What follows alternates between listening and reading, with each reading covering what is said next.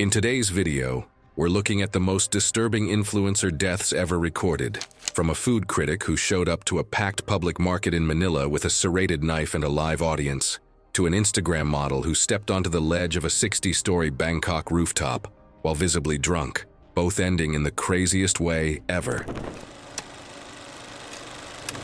It was July 14, 2015, at a public market in Quiapo, Manila. A dense corrugated grid of stalls where durian rinds rotted in the afternoon heat, and vendor calls overlapped into a single wall of noise that made it easy to miss a warning, even when it was being shouted directly at you. Tero Vanis was 33 years old and had been living in Manila for 4 years after leaving Finland, where he had briefly worked as a line cook before pivoting to online content creation. He ran a food and travel channel built almost entirely on confrontation, arriving unannounced at local eateries, filming without permission, and invoking European health standards that had no legal standing in the Philippines. Vendors in at least 2 districts had submitted formal complaints to market administrators. He was aware of them and used the friction as material. That morning, Tero arrived shortly before noon with one assistant carrying a shoulder-mounted camera. The assistant later said that it was a planned segment on durian preparation, positioning himself as correcting improper cutting techniques demonstrated by local vendors. He carried his own serrated kitchen knife, roughly 9 inches long, which he used regularly on camera for demonstrations of this kind. Carrying a knife of this size in a crowded public market was inconsistent with local market rules, but enforcement was inconsistent. The Quiapo market floor stays slick throughout the day from melted ice runoff and spilled produce water, with stalls packed tightly enough that 2 adults passing each other require one to turn sideways. Durian's outer shell is dense, fibrous, and covered in rigid spines.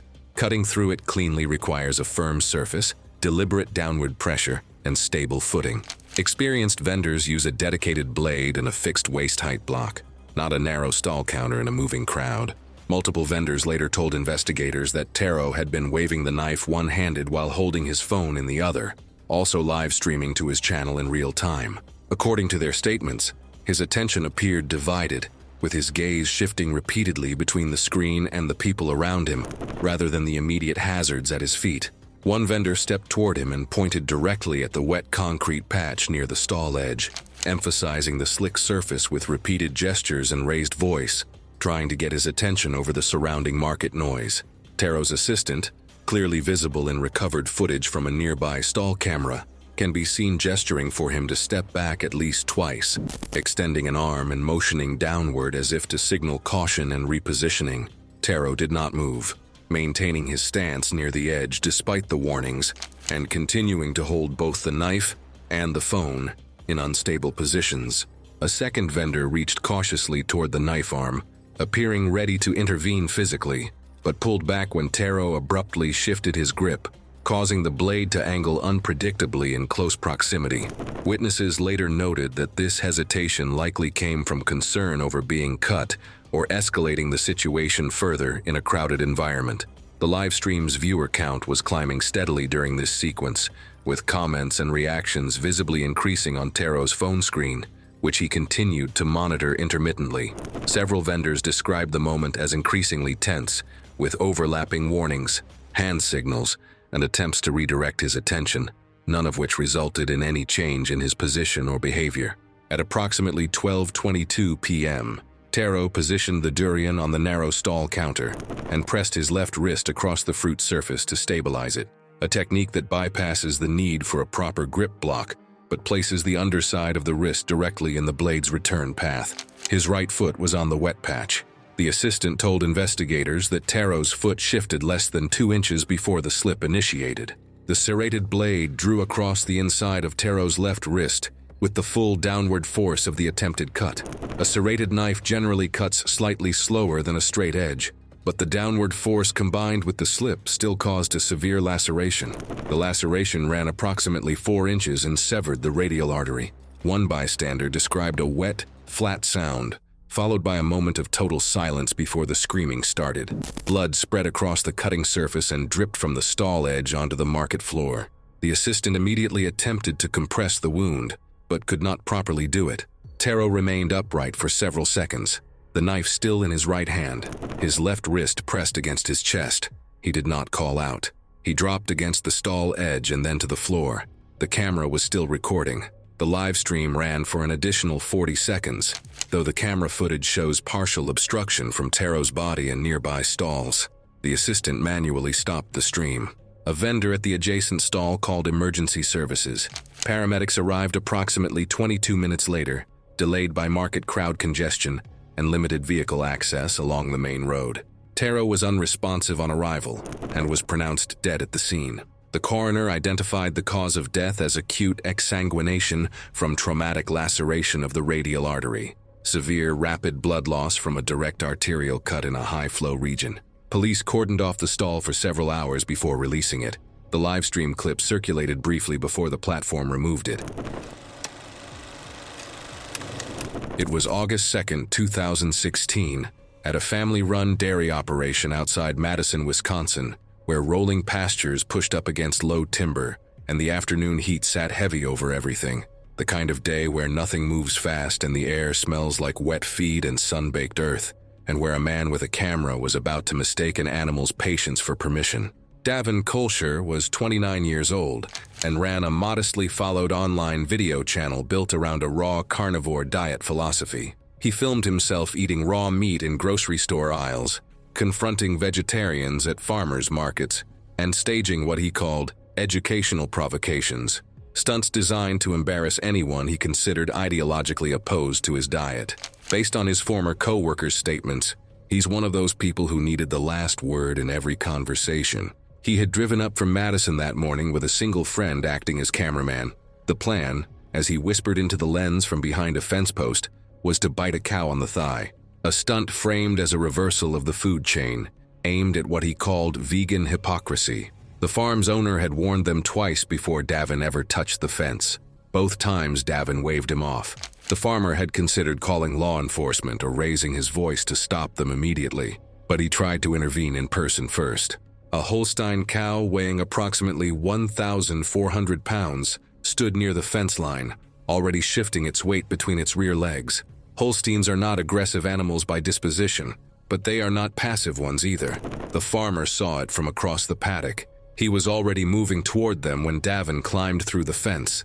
Davin approached from behind the animal's left flank in a low crouch, keeping his knees bent and his center of gravity forward as he closed the short distance across the uneven ground. His friend, still positioned several feet back behind the camera, told him to make it funnier, his voice audible and steady in the recording despite the movement.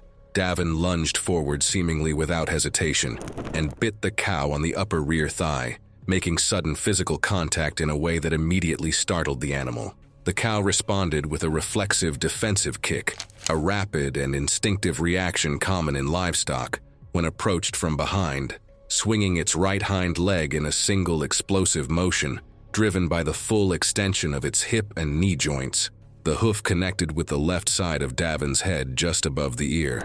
It was not a glancing blow or a partial strike. It was direct contact at full extension with no visible obstruction or reduction in force at the moment of impact. The force of the kick transferred instantly, snapping his head to the side and throwing him a few feet sideways across the compacted dirt. His body rotated slightly in the air before he dropped face first into the dry soil beside the fence post, landing without any attempt to brace or catch himself. Dust lifted briefly from the ground where he struck, settling around him within seconds. The cameraman, in his statement to investigators, described hearing a sound he compared to a dull crack, not particularly loud but distinct in a way that stood out sharply from the surrounding ambient noise of the area. He emphasized that it was a very specific sound, something he immediately recognized as abnormal, followed by a sudden silence from Davin as he remained motionless on the ground. The farmer reached him within seconds. Blood was already spreading outward from beneath his head into the dirt. The findings later detailed that the left temporal region of his skull showed visible deformation at the point of impact. The bone had not absorbed the force, it had yielded to it. The cameraman was standing at the fence line calling emergency services. They could only confirm death at the scene. The injury was unsurvivable without immediate surgical intervention, and the degree of structural damage made even that outcome unlikely. Davin's family contacted the video platform within hours and had the account restricted before anything went live. A local news outlet ran a brief item describing a prank-related death at a farm. The farmer gave a statement to investigators and declined all press contact after that. He had warned them, tried to intervene, and considered calling authorities before the accident. It was May 6, 2017, at a public plaza in downtown Phoenix, Arizona, when a 26-year-old content creator walked toward a stranger he had already decided was going to be the punchline, and the stranger had already decided otherwise. Torin Lopez ran a channel built almost entirely on what he called alpha confrontations, videos where he approached random men, usually older or physically smaller, and pushed them past the point of comfort while a camera rolled, then later encouraging his followers, which are mostly teenagers, to enroll in his Alpha Academy. He worked no other job. His roommate later told investigators Torin had been pushing for more aggressive content after recent uploads underperformed, and had specifically said he wanted something that would make people feel it. His plan for that afternoon was simple. Find someone who looked like they wouldn't fight back, shove them a few times, film the reaction, then hand them $100 and tell the audience it was all love, just like his other videos. The plaza was running at typical weekday capacity. Vendors at fold-out tables, office workers cutting through on lunch, a few tourists near the fountain. The temperature was 97 degrees. A fine layer of pale dust coated the concrete near the west entrance. The man Torin selected was seated alone on a bench near the plaza's center. 68 years old, slight build, wearing a collared shirt. Torin approached with his friend filming from about 12 feet away, using a handheld smartphone mounted on a small stabilizer, angled to capture both subjects at waist-to-head height. Witnesses described him as loud and deliberate from the first step, pointing at the man, telling him to stand up, telling him to prove something. The man remained seated. Torin shoved his shoulder once. The man did not move, did not speak, and did not look away. What Torin had no way of knowing was that the man was a retired military officer with over 2 decades of service, carrying a legally registered concealed firearm under his shirt.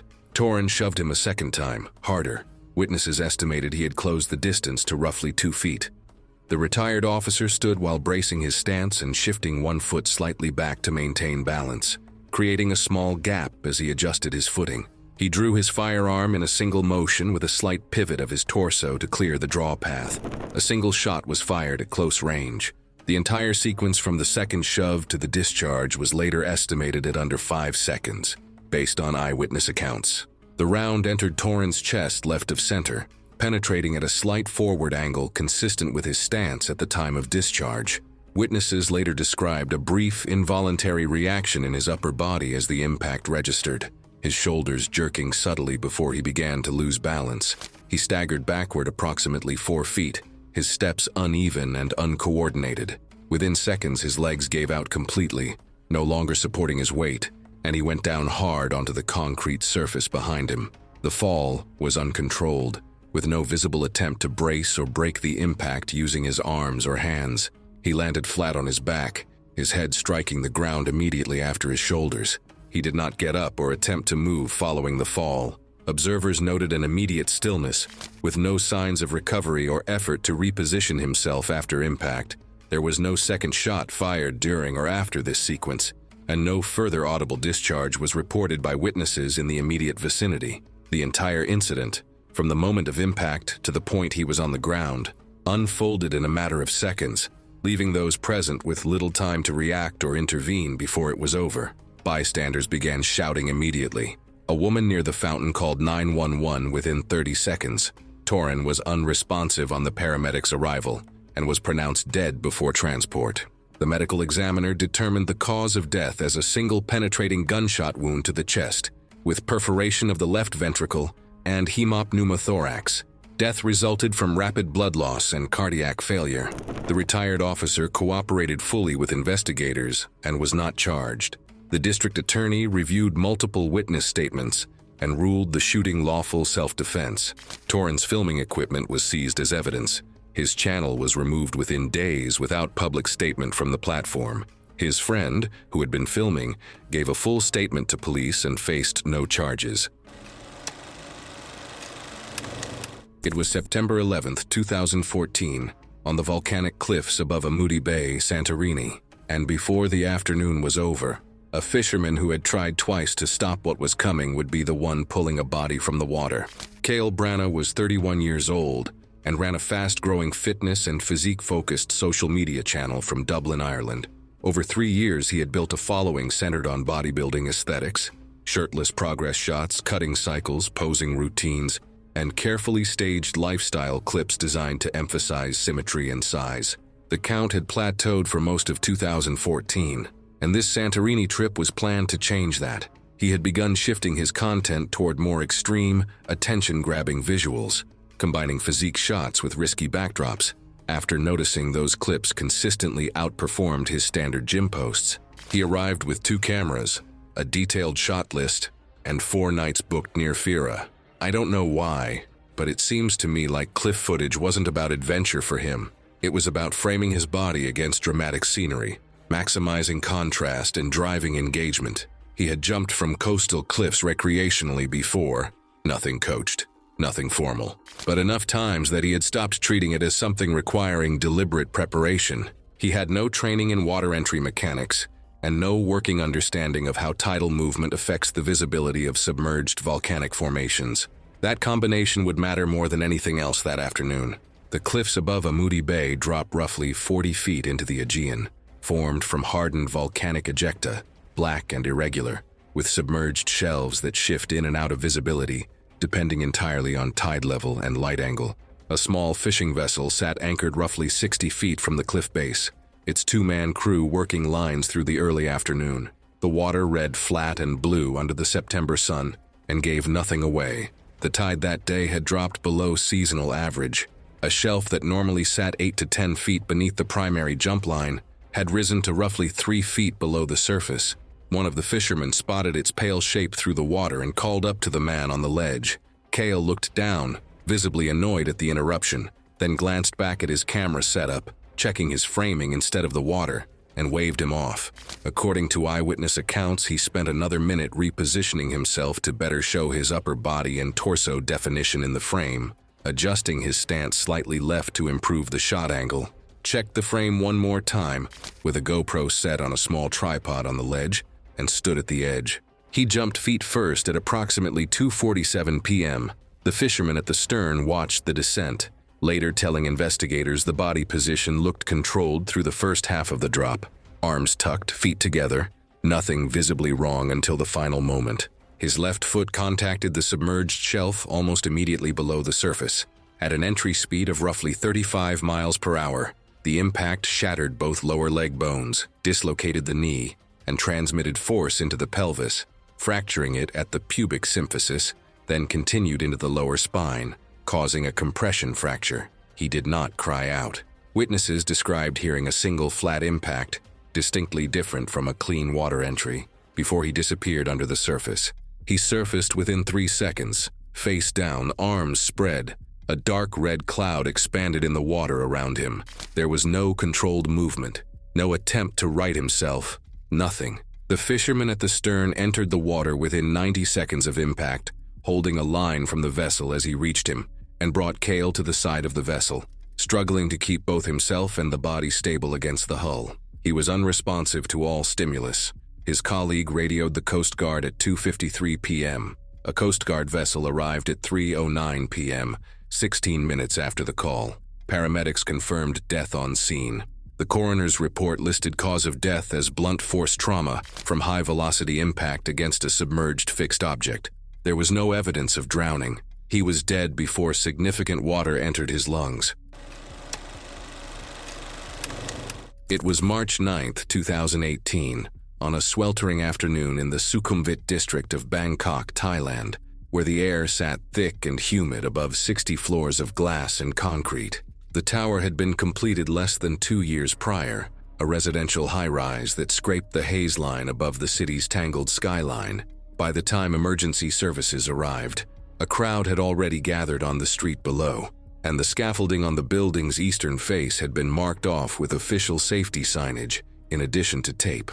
Nadia Velicourt was 24 years old and based out of Lyon, France, though she had spent the better part of the previous 18 months traveling across Southeast Asia on a budget sustained almost entirely by brand partnerships and sponsored posts.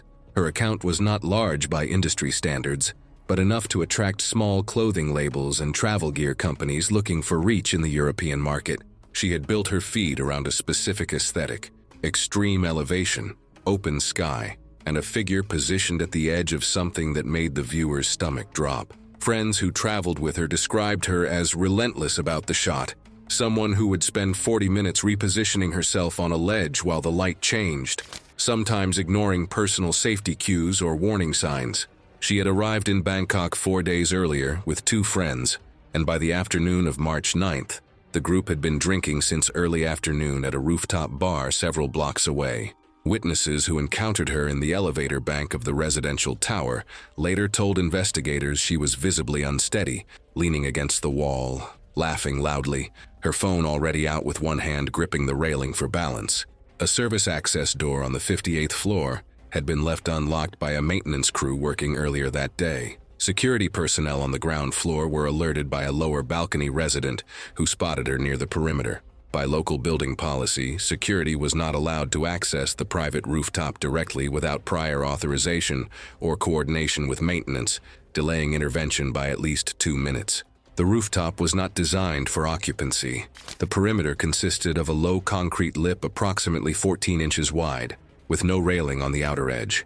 Exterior scaffolding ran along the eastern face from the 44th floor upward, anchored at intervals to the building's exterior. The scaffolding was rated only for construction weight and was not secured to withstand impact from a falling adult, nor was it equipped with netting or fall arrest systems.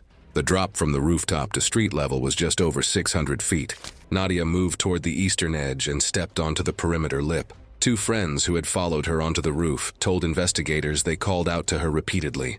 One moved toward her and stopped when she waved them back. She was holding her phone outward, adjusting the angle, shifting her weight forward to clear the ledge from the frame. Her phone was a standard smartphone, and no professional stabilizing rig or tether was in use, so she had to balance carefully with one hand. Security reached the access door on the 58th floor and were still moving up the final stairwell when it happened. She leaned outward, her left foot shifted on the concrete lip, a surface coated in a thin layer of grime from recent rain, and her center of gravity crossed the threshold. She went over head first. She struck the scaffolding platform at the 44th floor, approximately 160 feet below the rooftop. The impact was audible to residents on nearby balconies, described by multiple witnesses as a single sharp crack, followed by a secondary sound. As the plank system partially gave way, her body deflected off the scaffolding and continued falling, striking the street-level canopy of a ground-floor entrance before coming to rest on the pavement. Paramedics arrived within 10 minutes following one of her friend's calls. She was pronounced dead at the scene. The coroner's report listed the cause of death as catastrophic polytrauma, including a depressed skull fracture, complete cervical spine disruption, bilateral pulmonary lacerations, and extensive pelvic and femoral fractures consistent with a multi-impact fall from extreme height. Toxicology screening returned positive for recent alcohol consumption, with blood alcohol levels indicating she had been drinking prior to the fall. The building management sealed the service access door and installed additional locks on all non-public floor exits within the following week. They also reinforced roof signage and instructed maintenance crews to secure access points according to municipal safety codes.